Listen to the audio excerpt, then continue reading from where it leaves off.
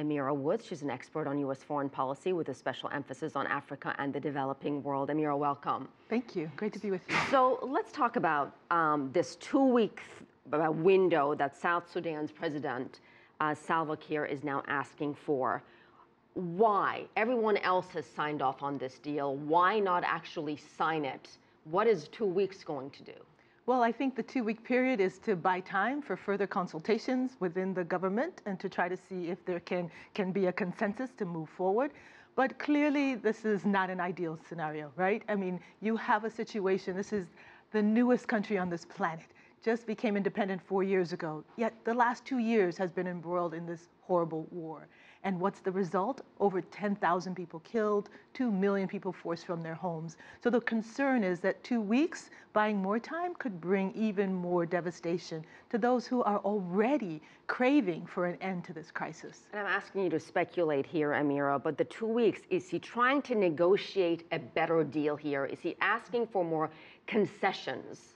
Well, we have to remember South Sudan is very rich in oil. It has the 3rd largest oil reserves on the African continent. So 2 weeks is to buy more time to see if the power sharing arrangement that's been put forward in this peace accord can be more beneficial, quite frankly, to the government. And I think that's the concern, that you must have a negotiated settlement of this crisis.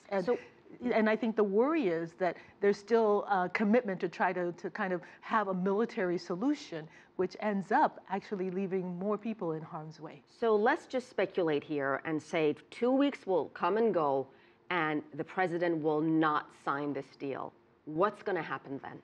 Well, I think the worry is that not much will happen, right? I think there have to be real teeth applied by all parties to make sure that, for example, there is a clear arms embargo put in place, that there isn't this constant flow of weapons into the region, that there are some very real sanctions when it comes to oil and oil interests. Let's remember, it's China. There are a number of players now that are at the table because of the centrality of Sudan's oil. So I think there have to be sanctions put in place, that if there is not agreement, those sanctions have to be applied and not further and further delay, leaving particularly women and children, innocent civilians, in harm's way. So you're saying the international community has a huge responsibility here, that there should be consequences? Without a doubt. Let's remember, the U.S. has continued to supply oil to South Sudan in the midst of this crisis, right?